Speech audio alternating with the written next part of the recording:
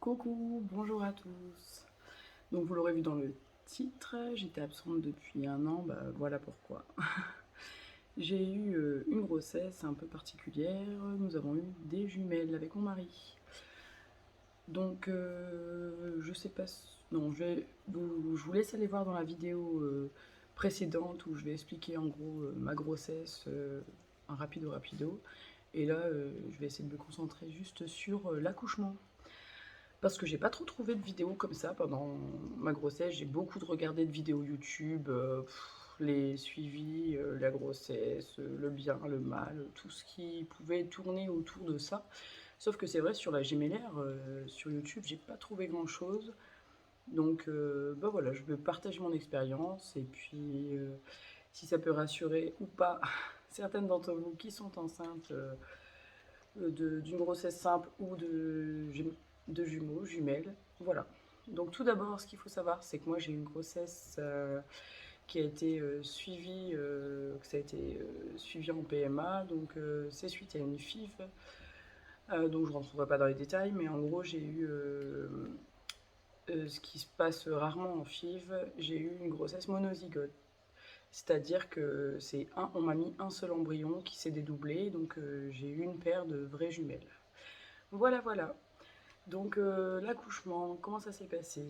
Alors, tout a commencé le samedi 25 septembre 2021.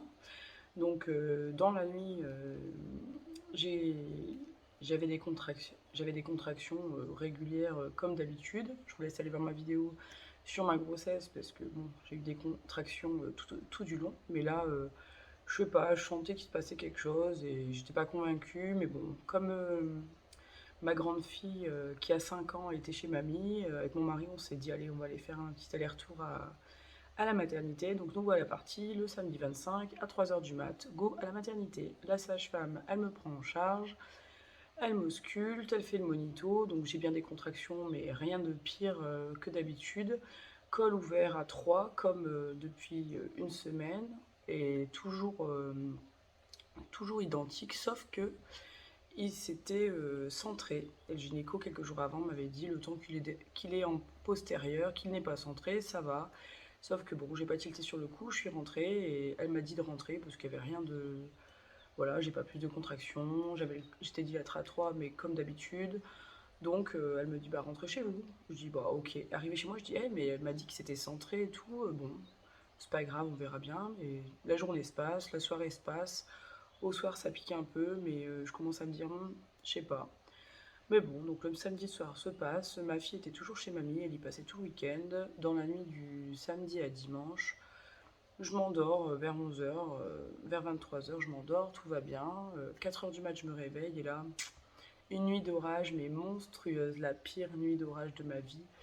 Et je faisais que tourner dans le lit, j'avais des contractions, toujours pareil, mais je dis à mon mari, non, c'est pas pire, c'est pareil. Mon mari me dit, viens, on y va, je dis, non, c'est pas la peine, c'est pas pire, je suis pas plus, j'ai pas plus mal, c'est juste que ça me saoule, je commence à vraiment plus supporter, donc j'étais à 35 semaines plus 3, donc quasiment 6 semaines avant le terme, qu'ils étaient prévus pour le 4 novembre. Donc là, on était le 26 septembre.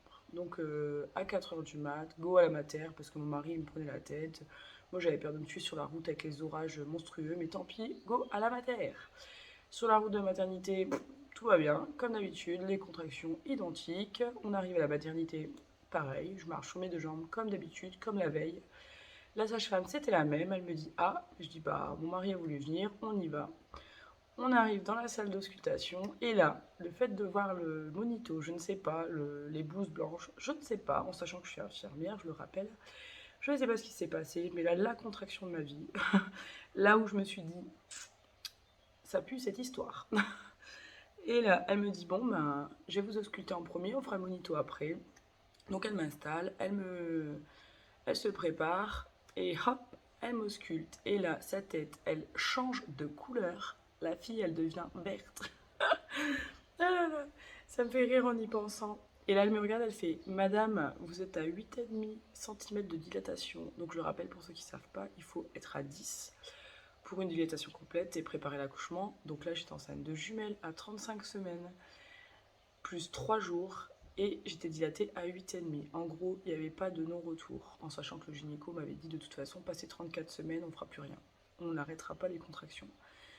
Comme en plus c'était une grossesse monozygote, donc il n'y avait qu'un seul placenta. Dans tous les cas, mon bilan sanguin commençait à se modifier, donc le médecin m'avait dit dans tous les cas, je vous déclenche dans la semaine de la 36e semaine, donc en gros une semaine après. Et là, sa tête, donc elle change de couleur parce que j'étais à 8,5. Elle me dit on va pas faire de monito, j'appelle la salle d'accouchement, on y va direct. Petite parenthèse, quand on est enceinte, dans la maternité où j'étais, quand on accouche de jumeaux par voie basse, parce que moi, mes deux filles étaient présentées toutes les deux tête en bas. Donc c'est l'idéal pour l'accouchement, mais il faut surtout que la première soit tête en bas. Donc là, la première, elle était présentée tête en bas, engagée, etc. Donc on partait sur de la voie basse. Donc ce qui s'est passé, c'est que dans la maternité où je suis, on accouche forcément de jumeaux par voie basse, en tout cas en salle de césarienne, au bloc opératoire. Comme ça, en cas de bloc, on est déjà sur place, et puis voilà. Donc elle appelle la salle, il m'installe en salle de pré-travail le temps que la salle se libère et qu'ils préparent la salle. Ils appellent tout le monde, ils appellent le gynéco et tout, parce que ça peut aller très vite, en sachant que c'était une deuxième grossesse. Elle me dit on va tenter de poser la péridurale parce qu'il faut la poser vu que c'est des jumeaux. Moi j'en voulais pas à la base. Mais on m'a dit que comme c'était des jumeaux, il faut forcément une péridurale parce que si jamais ça se passe mal, on sera obligé de faire une anesthésie générale parce qu'on n'aura pas le temps de poser une péri ou une rachie anesthésie pour une césarienne ou pour une manipulation parce qu'en règle générale, c'est soit ça se passe bien, les deux sortent par voie basse et tant mieux, soit malheureusement il y a un problème et le deuxième il faut faire une grande extraction, ils appellent ça. Donc le gynéco il passe sa main jusque là, et en sachant que le gynéco ça peut être un rugbyman, donc il a la main, j'ai déjà des grandes mains, mais le gars, voilà. J'avais pas envie de me faire trifouiller l'intérieur jusque là-bas en haut, et en gros dans la maternité où j'étais, il faut pour les jumeaux, il faut tenter la péridurale, il faut la tenter. Donc voilà, donc j'étais à 8,5 cm, les poches n'étaient pas percées, donc elle m'a dit bon on peut se laisser un peu le temps, ça peut aller vite comme ça peut être lent. Ça peut aller vite comme ça peut être lent, oui c'est ce que j'ai dit. Donc ce qu'ils ont fait, c'est qu'ils m'ont mis en salle de pré-travail quelques instants, le temps que l'anesthésiste arrive. Il est arrivé au bout de même pas un quart d'heure. J'avais des contractions, mais c'était gérable, franchement, j'arrivais encore à gérer. Et le truc, c'est que l'anesthésiste est venu, il m'a allongé pour me poser la péri. Il m'a posé la péri. Quand il m'a posé la péri, j'ai senti une douleur dans mes côtes, comme si tout mon flanc droit était irradié. Et je lui ai dit, j'ai hurlé de toute façon, en sachant que pour la première péri, pour ma première grossesse, j'avais pas hurlé, je savais ce que c'était comme douleur. Et là, je lui ai dit non, ça va pas, il y a quelque chose qui va pas, j'ai mal. Il m'a dit non, c'est des contractions, patati patata, enfin bref, il m'a envoyé bouler. Dans la foulée, j'ai dit ça pousse en bas, j'ai mal. On a appelé une sage-femme en urgence, elle est revenue m'ausculter, il s'était passé quoi, 20 minutes, 20-25 minutes depuis que j'étais arrivée. Là, elle me dit vous êtes à dilatation à 9, un bon 9, il va falloir passer en salle. Donc j'avais la péri, elle m'a dit on vous passe en salle, donc là elle me passe en salle d'accouchement, donc au bloc opératoire. Là le gynéco vient, me réausculte, elle me dit vous êtes à 9,5, quasiment dilatation complète, mais on va se laisser le temps, comme les poches ne sont pas percées, on va se laisser le temps que la péri s'installe. Et là je pleurais tout ce qui était possible de pleurer dans toute ma vie et dans tout mon corps, tout ce que je pouvais, tellement j'avais mal dans le dos.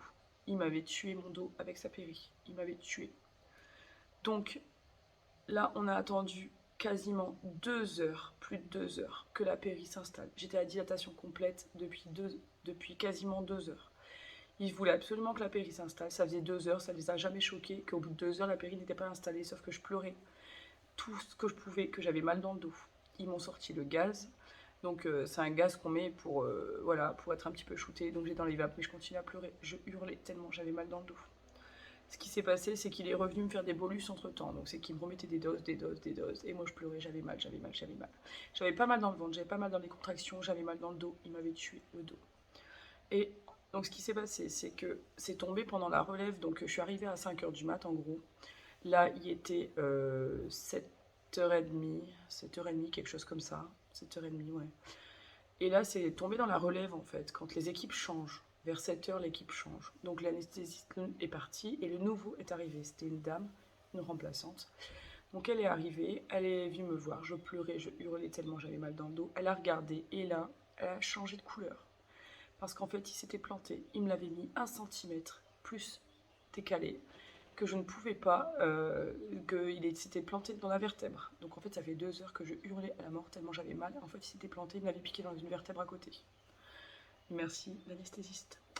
Donc voilà, donc elle m'a pris en face, elle m'a dit, elle a mis ses mains sur mes épaules, elle m'a regardé, elle m'a dit surtout, on va se calmer, je vais retenter de la poser, et je vous assure que je vais vous soulager d'une manière ou d'une autre.